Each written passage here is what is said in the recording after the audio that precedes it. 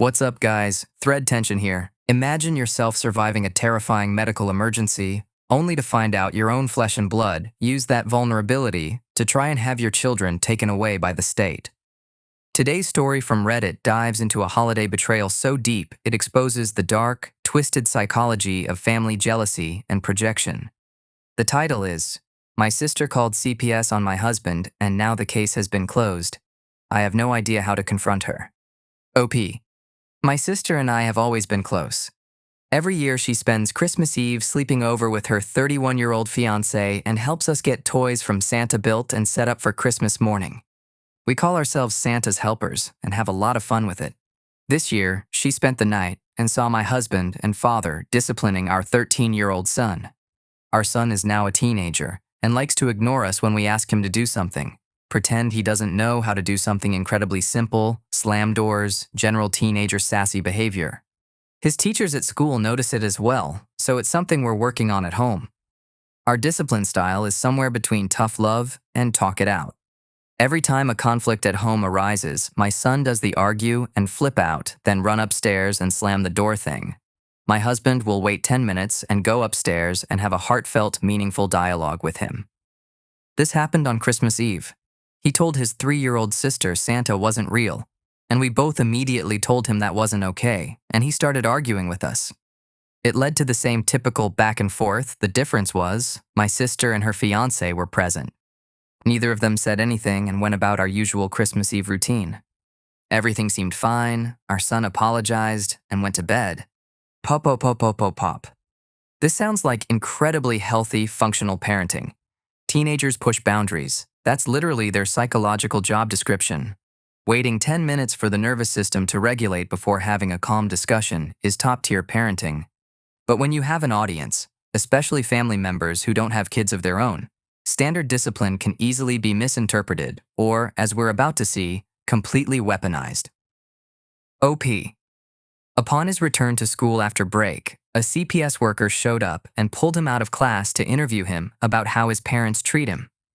He told them he loved his parents and that things at home were fine. He expressed that when we discipline him, we sometimes ground him and we take away his electronics for a week, and sometimes he will argue with us. But he knows that when we discipline that, we do it because we love him and want him to grow and learn. Now, a little detail about the month of December and its difficulties. I have a seizure disorder.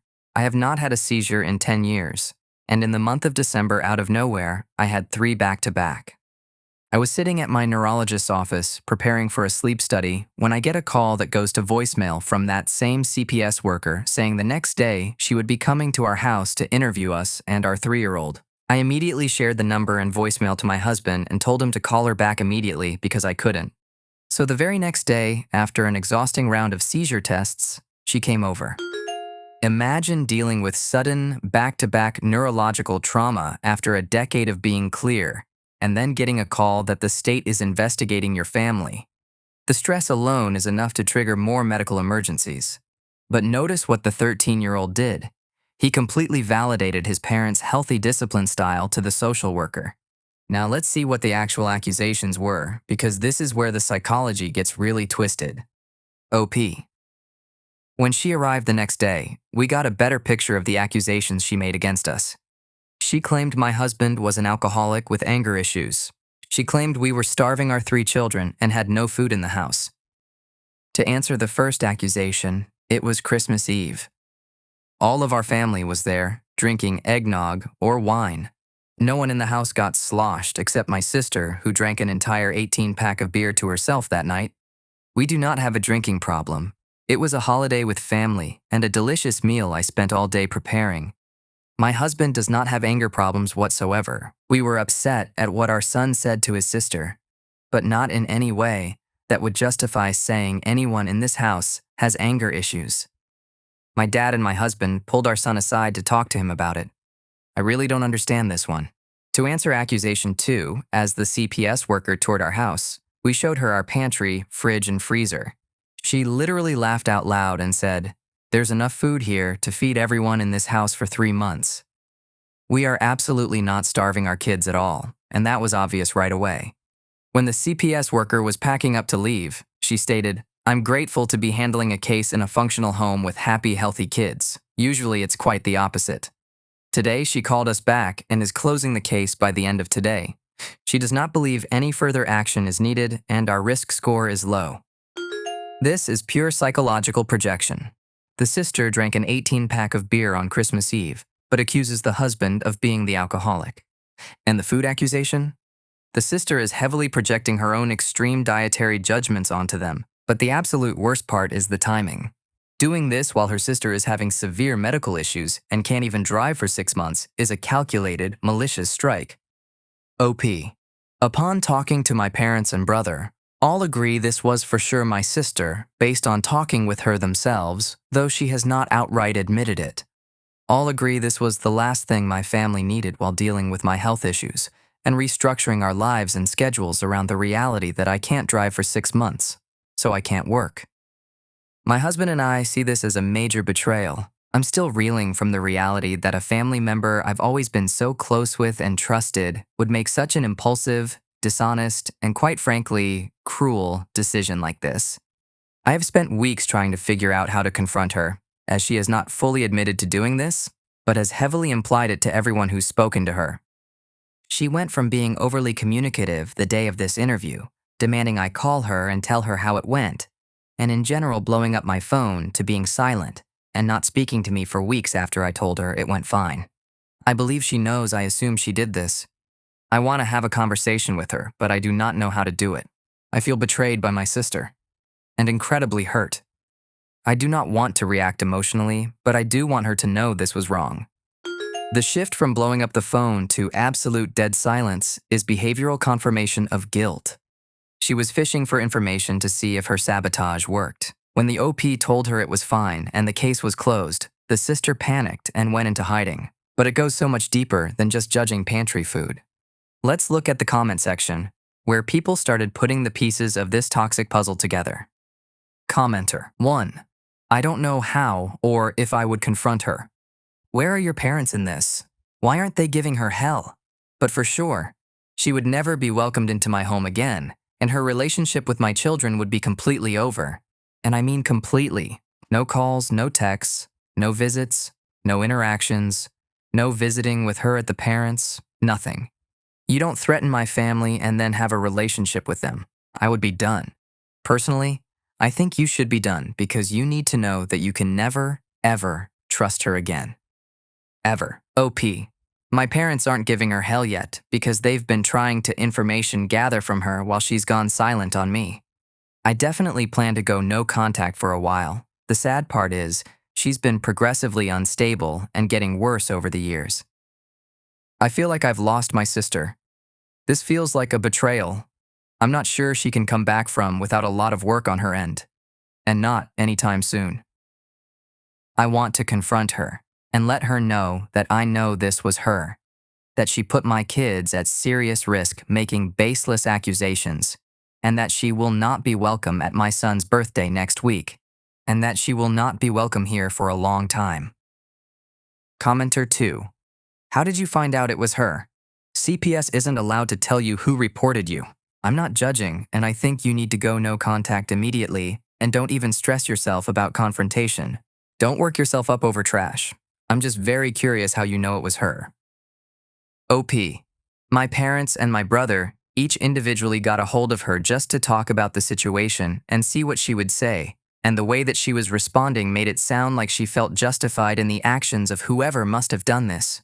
That, and the wording of the complaint, fits into what seems like a projection of her own behavior that night, mixed in with some baseless accusations and lies. She's also a super granola health food nut, so it's highly possible that she said we weren't feeding our kids, because when you look in our pantry, we have an abundance of food that are all organic, nothing processed, no chips, no snacks. They should be eating salads, and vegan food mentality came out as we're not feeding our kids the diet she thinks they should be eating. I remember her boyfriend actually saying, "Wow, you guys have a lot of spaghetti sauce. Do you ever worry about the GMOs? I make dinner and feed my children every single night. We never order out. They eat a home-cooked meal every night. I definitely buy jars of pasta sauce sometimes to make it easier when I make spaghetti or a baked ziti. And we have canned goods like beans and soups and all kinds of things like rice and pasta noodles. they would scoff at based on their diet. Commenter 3. Do you know for certain it wasn't her fiancé who called? I'd sit both of them down and talk because it was surely one of them. Or your son did it in a fit of teenage angst and regretted it later and thought just telling them at school that it was all good would reverse it. Best make sure before any actual accusations. OP. Her fiancé is a social worker. It is possible she used his position to do something like this. But her fiancé was busy flirting with my youngest sister. So quite frankly, I have no idea what's going on there between them. My son 100% did not do this. He came home and immediately told my husband some lady came to talk to him at school and it genuinely confused him. Commenter 4. Does your sister have children? Is she jealous of your life? I don't know, maybe I'm off base, but I can't help to wonder if she was hoping CPS would take the kids and place them in her home. OP. My sister can't have children, actually. She was always the sibling that wanted the big family with tons of kids, which seems a little like a rage-induced motive to me, and definitely like family would get first dibs on the kids before foster care. Commenter 5. This is a major betrayal. Is she projecting the alcohol usage onto you guys? Is she jealous of your life? Has she done anything like this in the past? Has someone else been talking badly about you and gotten in her ear? If you do have a conversation with her face-to-face, and it's legal, record it. If it's not legal, then keep it to text or email, something with a paper trail. Either way, when someone makes false accusations about you and your immediate family, you need to cut them off. I say this because if they've done it once, they could do it again in a worse way. The best way to cover your ass is to make sure you aren't around them. It lessens their credibility, especially with the closed CPS case. This woman is no longer your sister. She's a threat to your family. You have to put your husband's, and your children's health and well-being above her issues. OP. She is a tad bit jealous of our lives. We have 3 children, and due to her fiancé being sterile, she cannot have kids unless through IVF. She always wanted lots of kids. My mother also just recovered from breast cancer, and we all got tested for breast cancer, and I'm in the clear she is at a high risk.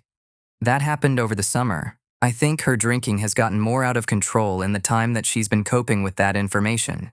It was already bad, but it seems like she went off the deep end. I empathize with her a lot. But she has done some messed up things to other family members, and out of all of them, this is the worst thing she's ever done. I genuinely do not believe she understands what her impulsive decision could have caused with the wrong social worker. What she did is scary and a really big betrayal, and putting all 3 of my kids at risk. This whole situation is a tragic mix of profound jealousy and self-destruction. The sister is facing a high risk of cancer, the reality of not being able to have children naturally, and a fiancé who flirts with her younger sister. Instead of dealing with her trauma, she's trying to nuke her sister's perfectly happy family. That's where the original post left off. But 5 days later, the OP came back to Reddit with a final update, and the confrontation is exactly as unhinged as you'd expect. OP. Final update. My 32-year-old sister called CPS on my husband and I. Now that the case has been closed, I had no idea how to confront her. She ended up reaching out to me and telling me how much she loved me. I responded saying that I had a question to ask, and I needed her to be honest with me. She called me immediately. She opened with saying, I think you already know the answer if you're asking this question. So yes, it was me. I followed up with, do you realize what could have happened to my kids? To me and my husband? Do you realize how bad the outcome of this could have been? She began to rant and yell. She said me and my husband don't deserve to be parents, that I obviously don't care about my kids because I hadn't even brought them up. Which I literally opened with, do you realize what could have happened to my kids? Literally my first question. I think she was drunk again during this call. She just kept yelling and ranting, and I couldn't get a word in. This right here is what psychologists call narcissistic rage, mixed with severe alcohol-induced delusion. When the sister is cornered with undeniable guilt, she doesn't apologize. She attacks. Accusing the OP of not caring about her kids right after the OP literally just asked about them is a classic gaslighting technique. The sister is drowning in her own toxic shame, so she's trying to drag her sister down with her. OP. I kept asking if I could speak, and she wouldn't stop going off. The only words out of my mouth she heard were, you realize we are going to be taking a very long break from you, right? And her response was, I'm sure you will, and I don't care. Then she resumed her ranting. So I calmly told her if she was not going to let me speak, I was going to hang up.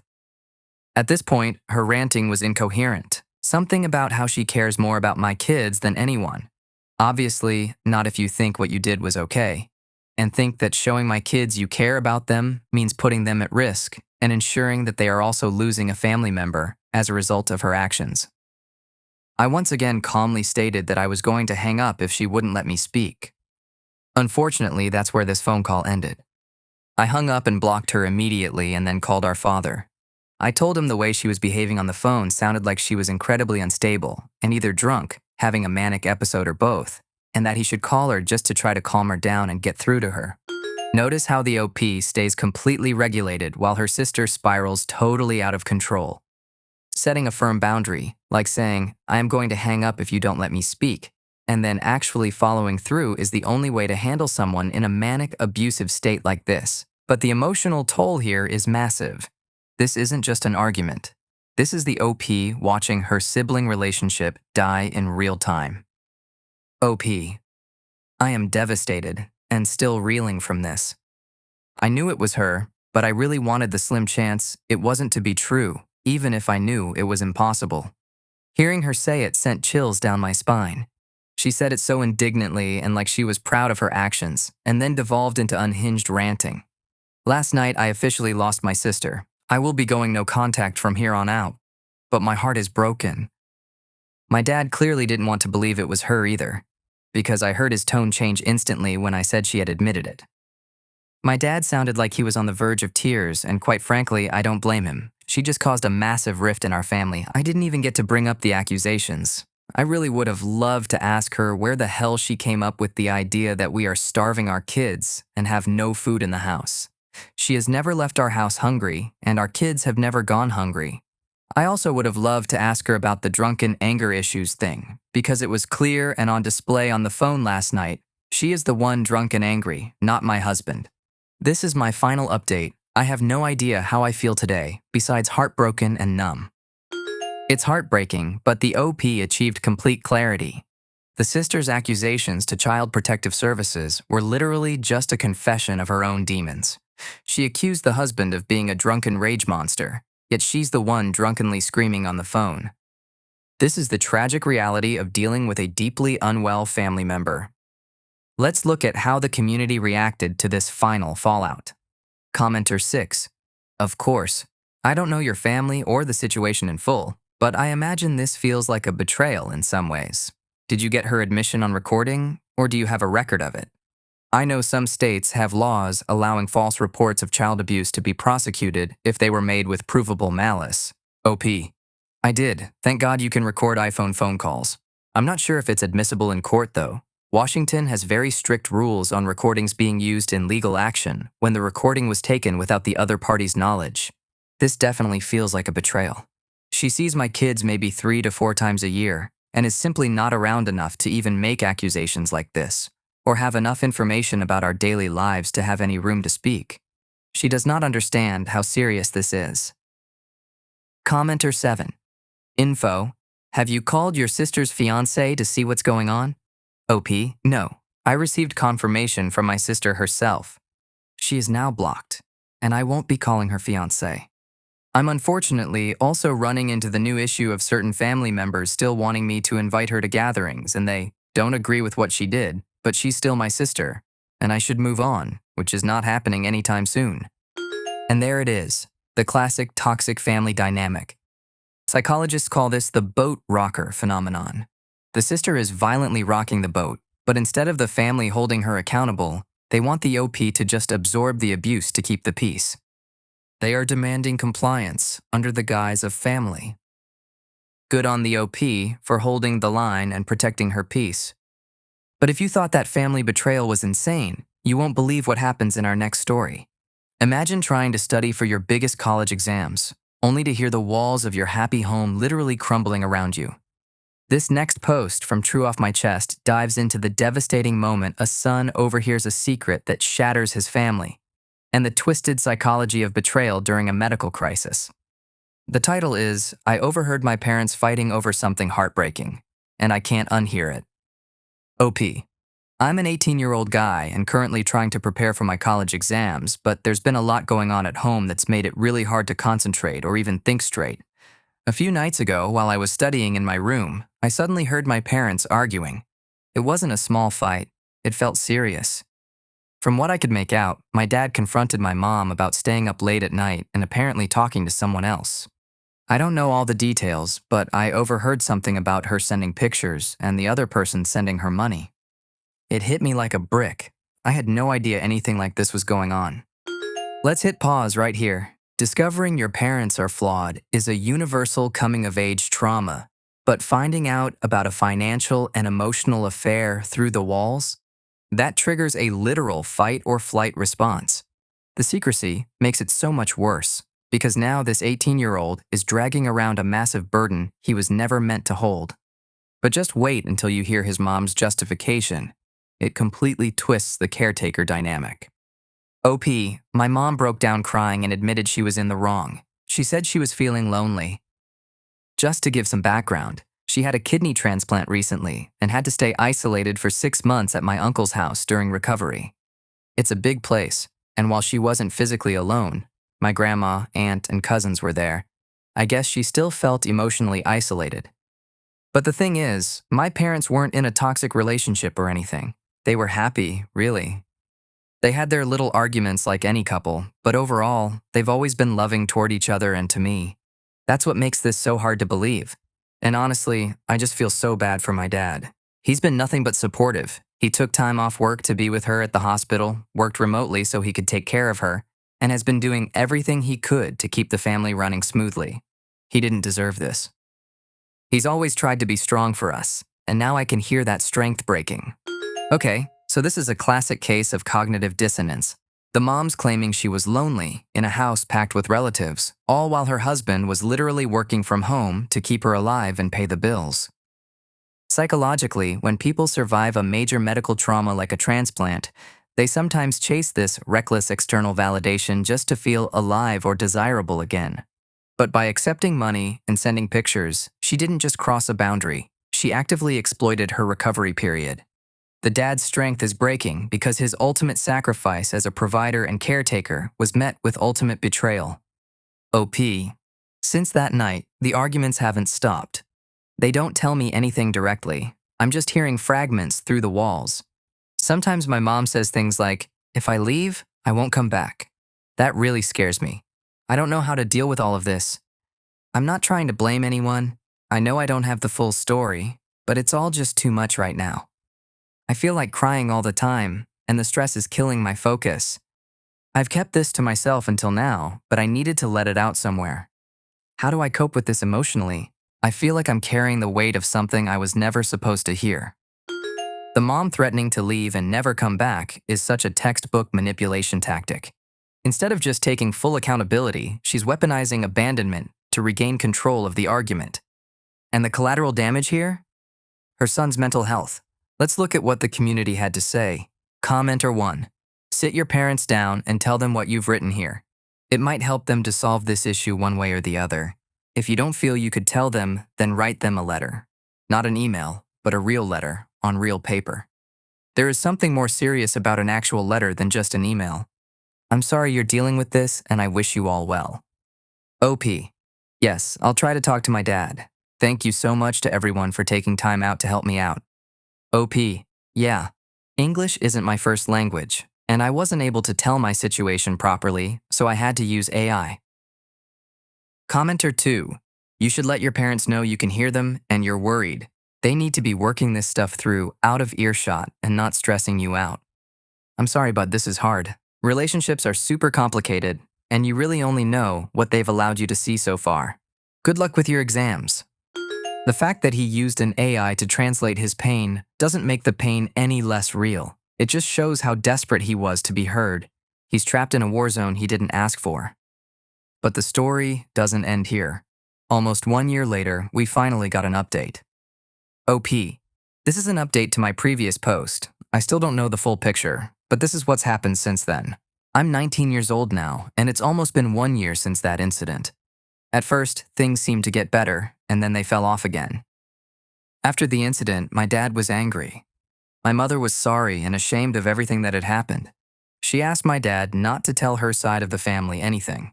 But he did his own research, checked her chats, and saw that one of her friends was also involved and had pressured her into doing it. He directly confronted that friend and even told her husband. My mother got mad about that. Later, my dad told my mother's brothers as well. She got mad again and said, "Why do you have to keep breaking my trust?" After that, my mother got a new phone with a new number. None of us know that number. She says it's only for her work and that she isn't going to give it to anyone. Here we see a perfect example of DARVO, which stands for deny, attack, and reverse victim and offender. She shattered the marriage, but the second she faces accountability, she spins the narrative to make the dad the bad guy for breaking her trust. And that second phone? In behavioral psychology, keeping an undisclosed secondary device in the wake of infidelity is a glaring indicator that the affair has simply gone underground. She isn't protecting her work, she's protecting her secrets. OP. After a while, things were getting back to normal. Then suddenly they started fighting again. I couldn't hear everything, but I heard my mother saying she can't live like this. Apparently my dad kept guilt-tripping her. The last thing I heard clearly was my mom saying she doesn't want to live like this and wants a divorce by May. I don't think she was talking seriously, but I'm not sure. My mother's always on her other phone now, talking and texting her friends. We still don't know what's on that phone. She also sometimes goes out and sometimes comes home late. My parents don't talk to each other much anymore. Sometimes when my dad drops me off at college, he asks me about my mother, what she did yesterday, where she went, and who she was talking to. I felt weird about it and told him that if I knew anything, I'd tell him. I just let them handle it and moved on with my life. The dad's exhibiting severe, trauma-induced hypervigilance. His trust is so fundamentally broken that he's unconsciously triangulating his 19-year-old son, trying to use him as a spy. That puts the kid in an impossible, incredibly damaging psychological trap. Meanwhile, the mom's threat of a divorce by May is an ultimatum designed to escape the consequences of her actions. The Cold War in that house is thick enough to cut with a knife. OP. At the same time, a lot of things were going on with me too. A situationship that was going well ended abruptly without any reason. She was avoidant, apparently, which also left me kind of traumatized. I went on a solo trip and then 2 trips with my friends. Even after coming back from each of those trips, everything still felt weird. Even though I'm going out and doing things, I sometimes feel empty on the inside. Also, sometimes when my dad drops me to college, he tells me to talk to my mom, ask her how she's doing, basically to have conversations with her. After saying that, he once told me, "A man should never be alone or lonely. It happens when you don't have anyone to talk to. Keep talking to people." I felt like he was talking about himself. I'm a quiet kid at my core. I don't talk much. Currently, my parents still don't talk to each other much. My mother keeps crying suddenly at random times. Once I asked her why she was crying. She said it's nothing. After that, I didn't ask again. That comment from the dad is honestly a terrifying psychological red flag. A man should never be alone or lonely. He isn't giving his son life advice there. That's a desperate cry for help from a guy drowning in depressive ideation. And the son's just internalizing all of this. He's dealing with the mental fallout of his own failed relationship while absorbing all the ambient grief of his family falling apart. That empty feeling he has, that's pure emotional burnout. Let's see what the community told him in the final comments. OP. I don't feel comfortable talking about this with my friends. I had to get it off my chest. Commenter 1. Your parents' marriage is struggling. It's difficult for you to watch, and you're going through your own phase of learning about relationships. Sorry you're having a hard time. Commenter 2. Your mom cheated and her friend was in on it and pushing her to do it. The new phone was probably for her to keep cheating. Sorry you are going through this. Commenter 3. I get that everything is hard right now. Trust me. Been there. But you need to push on and start living your own life. Stop trying to live through your obviously flawed parents and start standing on your own 2 feet. You're an adult now, so you need to start acting like one.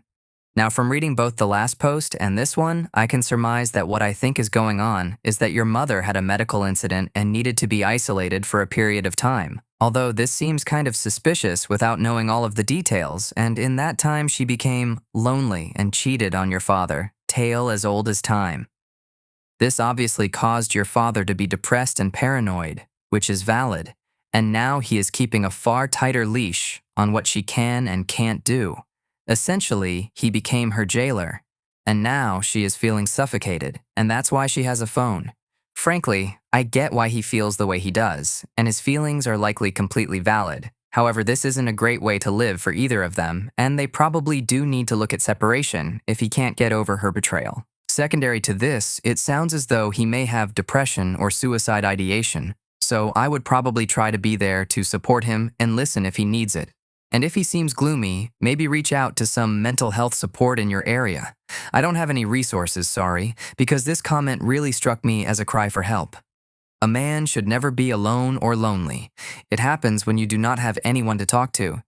Keep talking to people. And I think he really needs to talk to someone like a therapist, mates, or family, because he sounds like he is going through some stuff. Lastly, make sure you talk to someone about your mental health, because that's just as important as theirs, and you need to make sure you're safe and feeling well too. Maybe talk to some friends or a therapist if you can, or find some online groups that you might be able to gel with. I hope my reading of the situation is wrong and that's not what happened. But if it is, I feel sorry for both you and your father. I don't have anything good to say about cheaters, and I hope you both make it through due to her shitty behavior.